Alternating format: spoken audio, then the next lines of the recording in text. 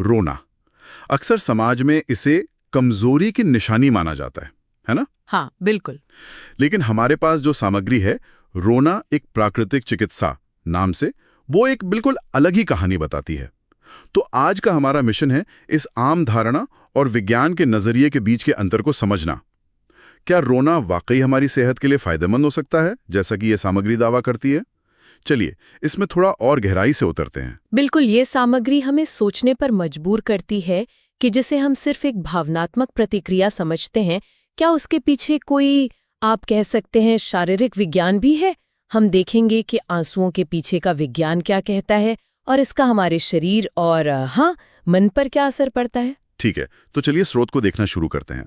इसमें पहली बात जो बताई गई है वो ये कि आंसू सिर्फ पानी और नमक नहीं होते, खासकर वो आंसू जो भावनाओं से जुड़े होते हैं। हाँ, जब हम तनाव में होते हैं या दुखी होते हैं तो रोने पर आंसुओं के जरिए शरीर से कोर्टिसोल जैसे स्ट्रेस हार्मोन बाहर निकलते हैं। ये जानना काफी अहम है ना, क्योंकि लगातार बढ़ा हुआ कोर्टिसोल तो सेहत के लिए बिल्कुल अच्छा नहीं होता। हाँ, ये एक तरह की शारीरिक सफाई है, आप कह सकते हैं। और दिलचस्प बात यह है कि भावनात्मक रोने के दौरान शरीर ऑक्सीटोसिन और एंडोर्फिन भी रिलीज करता है। अच्छा, ऑक्सीटोसिन, वो जिसे लव हार्मोन भी कहते हैं। हाँ वही, वो हमें जुड़ाव और शांति महसूस कराता है।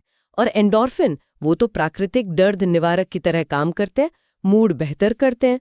तो ये सिर्फ मन हल्का होना नहीं है, मतलब इसके पीछे एक पूरी जटिल बायोकेमिकल प्रक्रिया चल रही होती है। तो इसका मतलब ये हुआ कि जिस चीज को हम अक्सर छुपाने की कोशिश करते हैं, वो असल में शरीर का अपना स्ट्रेस मैनेजमेंट और एक तरह का हीलिंग सिस्टम है। हाँ, कह सकते हैं। स्रोत इसे नेचुरल थेरेपी कहता है, और ये जो हार्मोनल बदलाव आपने बताए वो इस बात को सही साबित करते हैं। बिल्कुल। लेकिन फिर सवाल उठता है कि अगर ये इतना फायदेमंद है तो समाज में इसे लेकर इतनी नकारात्मकता क्यों है? मतलब क्यों इसे बुरा माना जाता है? ये एक अच्छा सवाल है। शायद इसका संबंध हमारे सामाजिक कंडीशनिंग से है।